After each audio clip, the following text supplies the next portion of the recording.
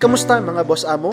Meron tayong naging bisita ng mga nakaraang araw at galing pa sila ng Maria Aurora sa Aurora Province. Medyo maluwag naman ang schedule ko kaya pinaunlakan ko ang kanilang ibig na makabisita at pinakita natin ang mga aso natin at syempre ang mga common na tanong ay anong pangalan, anong breed, ilang taon, matapang ba?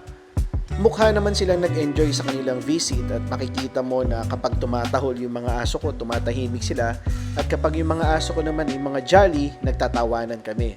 Yon, kaya maraming tanong dyan about dog behavior, about paano mag-alaga ng aso, ano ang point of view ko sa ganito, anong point of view ko sa ganyan. At syempre yung detalye ng mga sagot ko ay hindi ko na i-discuss dahil gusto ko na meron kayong personal experience kapag bumisita kayo sa Supero. At kung gusto nyo ng exclusive na pagbisita sa Supero, i-message nyo lang kami sa aming Facebook page.